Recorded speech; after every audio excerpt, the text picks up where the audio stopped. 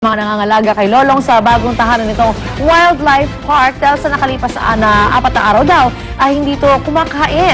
Bagamat may nakahandang mga manok na ipapakain sa kanya, hindi raw niya ito pinapansin. Pero kumpara naman noong mga nakaraang araw, tila mas aktibo raw sa ngayon ang buhaya. Gumagalaw ng konti ang tumiikot sa harap ng mga nag-aabang na tao. Pero sa ngayon, limitado na ang mga pagpasok ng mga tao sa park. Ayon na rin sa rekomendasyon ng mga eksperto kasi nasa stress siya. Papunta ngayon siya doon si Director Mondita Lim. Araw-araw titignan nila. Inspectionin. Pero hindi na pala talaga ibabalik sa habitat niya. Hindi na delikado. Oo. Pero kung ayaw ng chicken, try na lang nila ng tao. Kasi kumain na rin ng tao yung kalabaw. Actually, yung nag-encroach Baka naman nung nahuli ito, busog na to, kaya hindi kumakain. Kaya ganyan siya. Ang talagang nag-encroach sa area, tao, diba? Hindi lugar talaga nila yun. Kasi diba lumapit yung mga tao doon sa marsh. Dati parang mas Malayo-layo ng natural habitat. Hinahanap talaga yung mas malaki pa kay Lolong. Si Lolonger. Hindi na si Tulong. Si Lolonger, lalaki din. Lalaki din ba? Okay, sino balita? Naghanap na po yung suspect na si Edward Jan Gonzalez. Bang bang! Ayan. At ang nabaril niyang MMDA traffic enforcer na si Larry Fiala. Kahapon po yan, sa kanilang pag-arap, positibong kinilaran ni Fiala. Tinuro niya si Gonzalez. Dahil siya bumaril sa kanya matapos na sitahin dahil sa paglabag sa number coding kahapon. Sa ngayon, stable na po sa kanyang kondisyon ng biktima matapos magtamo ng siyam na tama ng bala at shrapnel nang paputukan daw siya ng 4 na beses ng suspect. Hindi pa pala tumama yung iba, no? At kahit nakaharap ni Gonzales ang biktima, tikom pa rin ang kanyang bibig sa nangyari. At kahapon sinampanan ng kasong frustrated murder samantalo yung RTC si Gonzales. Hindi ko alam kung yung frustrated murder available. Hindi ko alam, ha? Kasi murder, non-available talaga yan. Pero, siyempre, yung mga abogado, ibababa sa homicide yan. Kasi, pag sinabi murder, pinagplanuhan, eh. Eto, hinuli mo, eh. Dala ng init ang ulo, hindi natin alam bakit siya namaril, di ba? Pero sa, ito mo, bata pa. Di ba 30 years old lang? 30 years old lang. Tsaka nakakagulat yung itsura niya kasi mukhang inosente. Mukhang hindi mo... Ay, hindi pa siya Sabi sa loob ng kanyang talaga. sasakyan. Hinaharap siya na ng mga problema. magazine about armas, yung mga Makain ng baril.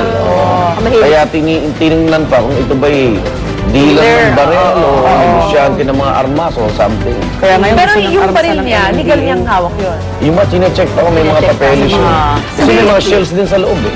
Kaya nakakatakot ngayon, di ba, sa kalsada, minsan talaga, kahit inis na inis ka na, sabihin mo, kalmado na lang, huwag nang patulan yan, dahil hindi mo alam kung sino Yung mga makakatapat road mo. rage na tinatawag. Yun ang Oo, talagang may 30 years pinag-iingatan. old. Sabi nga, Dami pa lang baril sa kalye, do not sweat the small stuff. Sa sinasabi nila na, tingnan mo, pag may sumingit sa'yo, galit na galit ka. Pero yung sumingit sa'yo, tuwan-tawa yan eh. Tawa ng tawa eh. Ba't mo hayaan yung sarili mo maapekto sa kanya? Una-una, hindi kayo magkakilala, hindi kayo... Diba? Pabayaan mo siya. Hindi kayo mahabulad mo yun. Pagbaba ng bintana, di ba? Wag na wag kayo magbababa ng At huwag ka bintana. Huwag ka Oo, yung... At sabi ng mga... Lalo na sila Talupe. Sabi ng mga Ano, baka psychologists, nagtataran ano daw, nila ako, iwasan magmura. Yun daw ang nakaka-insulto yung magmura. Kaya pag ako nasisigitan, talagang, God bless mo! Hinga ka muna, tapos magbilang ka. Yes. Okay, alright. God bless mo! At dahil nga po sa mga insidente ng pamamaril na yan nung isang araw at halos ilang away trapiko na nagbubunsod sa barilan, muling isinusulong ng grupong Ang Kapatiran ang pagkakaroon ng gunless society. Sa pinakahuling datos kasi ng PNP, lampas 7,000 insidente ng krimen ay ginamitan ng baril. At 99% dito mga loose firearms o walang lisensya. Petisyon ng grupo sa Kamara, maipasa na ang Citizens Protection Act of 2010 na inihain nila. Sa ilalim kasi nito, bawal nang magdala ng baril sa mga pampublikong lugar. Ang papayagan lang ay ang mga naka-uniforming law enforcement units. Pwedeng may-ari ng baril ang isang sibilyan para sa kanyang proteksyon, pero hindi niya ito pwedeng dalhin sa mga pampublikong lugar.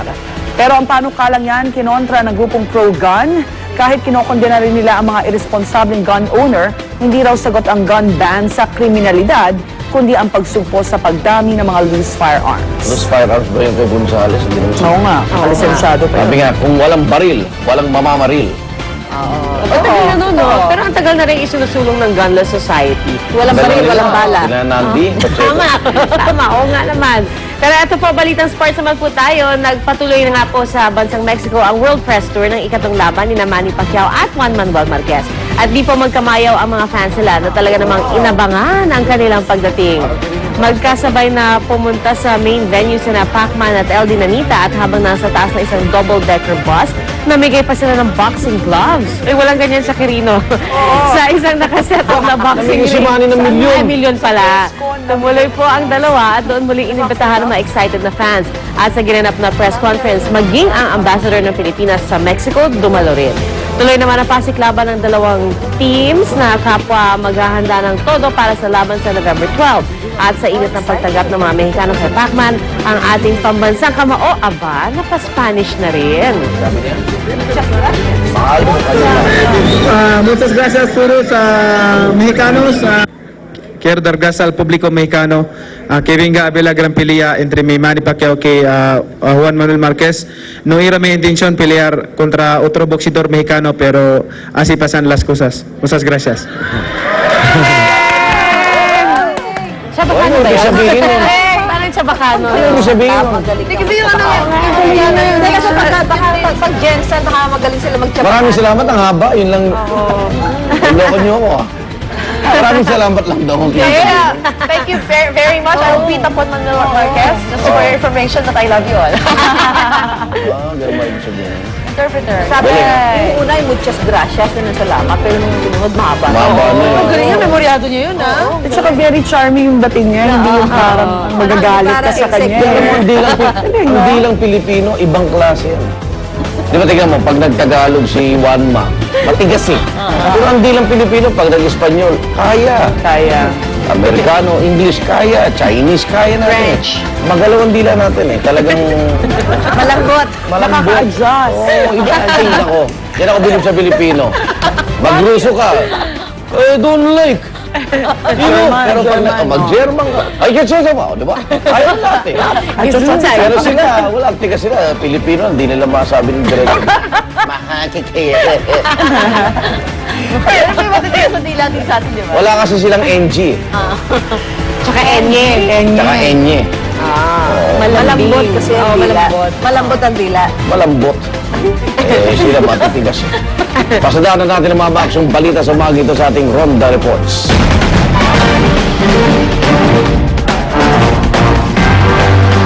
Sumalpok sa poste ng ilaw ang SUV na minamaneo ng anak ni Senador TG Gingona sa Katipunan flyover sa Quezon City. Yan ang Ronda Report ni Oscar Oida. Oscar, alam ko pinata si Senador TG.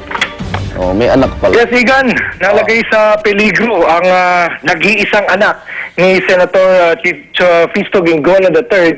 Bandang alauna na madaling araw nang humampas nga yung kanyang sinasakyang SUV dyan sa may Katipunan Avenue, dyan sa may Katipunan flyover, malapit sumapit ng Ateneo, Igan. Sa lakas ng pagkakasalpok, nawala talaga sa forma itong manibela ng naturang sakyan dahil ayon nga sa mga traffic enforcer, dito raw humampas yung dibdib ni Peter Norman, 18 anyos na anak nga ng senador. Ang iniinda raw nitong sakit ay yung panakit sa dibdib at nagtamo ito ng mga bali sa buto. Dahil nga para agad siya isugod sa Quirino Memorial Medical Center kanina, pero ilang sandlit lang mula ngayon ay inihatid na siya sa St. Luke's Medical Center sa QC dahil ayon sa staff mismo ng senador ay kinakailangan daw operahan si Peter Norman. Samantala, Igan, napasugod din dito ang senador kaya na madaling araw nga para malaman yung kondisyon ng kanyang uniko iho. Igan? Ano nangyari? Bakit bumangga sa ano? Sa mga sandaling ito, Igan, ay hindi pa matukoy ng mga traffic enforcer yung dahilan, Oo. bagamat ito ay kinokonsidera nilang self-accident. Hindi nga lang nila alam kung nakatulog o nakainom. kung nakatulog o kaya ay na-cut ng ibang sakyan. Pero dinidiscount na Igan yung nakainom dahil base raw doon sa obserbasyon ng mga traffic enforcer ay negatibo naman daw Negatibo. sa pag-inom itong anak ni Senator Gingona.